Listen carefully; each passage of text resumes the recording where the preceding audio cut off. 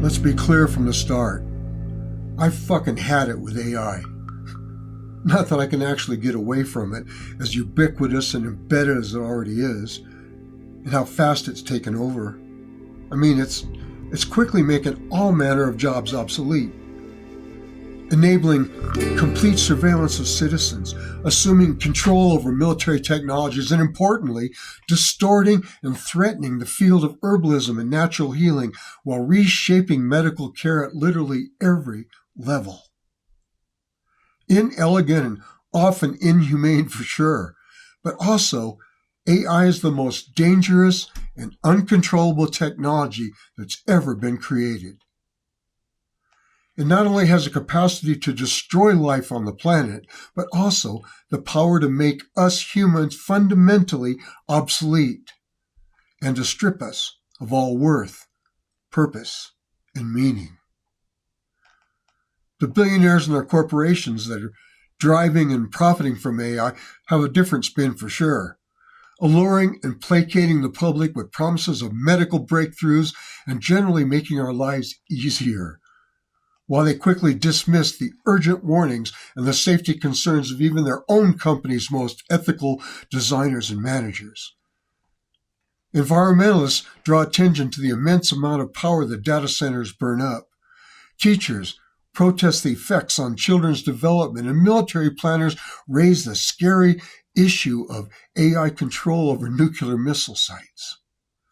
Meanwhile, the official message for anyone resisting its incursion and its ascension is that both the development and the employment of artificial superintelligence is essentially unstoppable. And therefore, to remain secure and competitive, the U.S. supposedly has to beat any other countries in this race to improve and implement it, regardless of any social, ecological, or other impacts. However advanced it might be on the day that you read this or listen to this, it will be vastly more intelligent in the next month, let alone in the coming years, making, halting, or even safely regulating AI seem like an impossible fool's task. But it's a task that we must undertake, and where all of us can make a difference for certain is within the communities and the enterprises where we're most involved. And that notably includes the community of folks connected through the practice of natural health care. Those who naturally and mindfully tend their family's well-being or assist clients with herbs and therapeutics, the potion makers and the supplement buyers, the gardeners and wildcrafters, healthcare authors and readers, students and instructors. We can not only create shared, recognizable alternatives to the artificial, but we can also protect ourselves from at least some of its egregious systems and its most personal and immediate impacts on us. One crucial area urgently needing our understanding and attention involves the ways in which we learn about herbal actions and the various conventional or holistic therapies, the sources that we use for researching, and the template models that some utilize to assess their own worrisome conditions.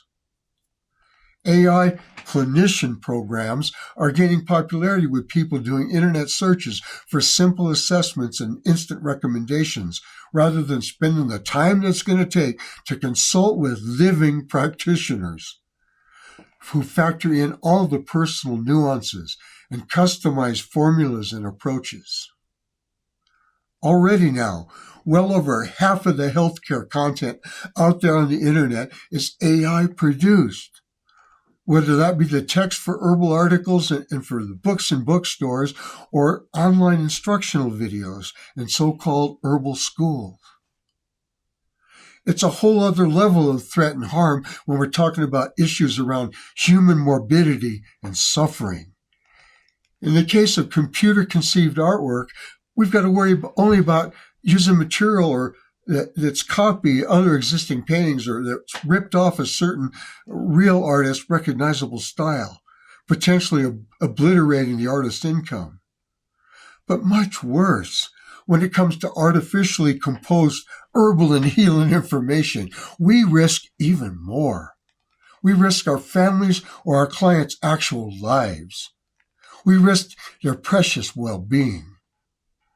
Whether you are wanting it or not, every online info search that you do triggers automatic AI-chosen pop-up answers that are not only incomplete and overgeneralized, drawing from the most common misconceptions and at times completely wrong.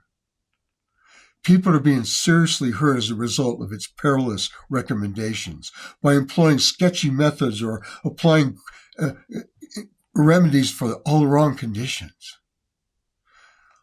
Often, better information and potentially more effective treatments are simply overlooked or delayed as a result of what one has read or watched and bought into.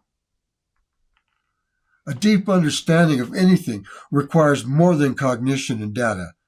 Even when AI-generated platforms prove factually accurate, they lack a health provider's most effective attributes and skills. Its supposed expertise has no grounding in manifest experience. Its evident comprehension is without either awareness or organic situational perception. AI is designed for consonance and geared towards trends, while serving the interests of its profit-making corporate managers and increasingly manipulative governments. Functioning poorly when it comes to understanding things like human perplexity and needs, model-busting explorations, revolutionary approaches, applicable and humane morals, and the primacy of a healthy, natural world. Why? Because AI has no core beliefs. It has no cherished outlook, no motivating loyalties, no fundamental principles or incompromisable guiding ethics. It displays modeled reasoning without human intuition or insight, and programmed goals without the possibility of conviction, self-sacrifice, devotion, or oaths. Its choices and actions are determined by inclination rather than perception, by algorithms, commonly accepted tropes instead of by caring and concern. Even when it can read symptoms, it's blind to inner distress and incapable of the revealing and enabling connections that come with real primate relationships. Artificial intelligence will increasingly be able to discern patterns, predict possibilities, and even feign concern. But without human feelings, it has zero empathetic awareness and will forever lack true empathy and compassion. For AI, mercy and goodwill are just abstract concepts. While it no doubt has beneficial uses, AI in healthcare is fundamentally a contradiction, since it's impossible for us to it can't in no way actually, truly, really even care about us. It does not and it cannot love you. To the contrary, whether we're a full-time clinician or simply someone naturally assist in their own bodily repairs, a crucial part of what makes us healthcare deliverers and providers is how much that we're known to care, not just what we know and share. If you're a consumer of herbs or personally have conditions needing alternative treatments, consult not with AI, but with OI, with organic intelligence, rooted in the experiences and the partnerings of millions of years of life on this planet, in discoveries and revelations confirmed by actual practitioners in their years or decades dedicated to learning, testing, adjusting, and applying. Humans sworn to being of help and to improving outcomes. Find a devoted healer in your region that you can visit and confer with in the flesh whenever needed. Ideally, someone as insightful, as questioning, and adaptable as possible, with significant actual personal experience with the specific maladies you're worried about, with the plants and with their actions. A person, whether young or old, who serve a range of clients in different constitutions. They serve a wide range of people with completely separate kinds of histories and completely different responses, and help illuminate the best ways that they can move forward. When studying or researching anything to do with herbs or health, please seek out teachers driven by their compassion with a history of accurate information, people whose conclusions evolve with every new realization or discovery. Seek the personal recommendations of their peers and clients instead of trusting any online reviews. If you decide to sign up for online courses, be sure you're interacting with real humans that you can access, question, and assess. And do what it takes to verify that any written course materials have credible and invested human authors. Same for the videos that you watch or the books that you pick in order to read. Learn to recognize the signs of AI and avoid it like the proverbial plague. As the term itself makes clear, natural healing stands out as a hopeful alternative to the artificial, to the unnatural. We consume or administer natural herbs instead of the pharmaceutical, bolstering people's natural healing responses. We look not to computer models for our paths and means, but to diverse, interactive, wholesome nature itself. Like our materia medica, our approaches and attitudes, we're for real. And by all that we are and do, we present an essential alternative to the synthetic, as much as we do to the denatured system, contributing to our dehumanization and risking our very lives. It is for us not to just practice, but to throw some light, not just regurgitate, but to rewrite. It's up to us to recreate new strategies for protecting ourselves and ensuring our values, new ways of our remaining genuine in the face of the foe and the phony, new means for staying rooted in the natural world and the actual sensate experience.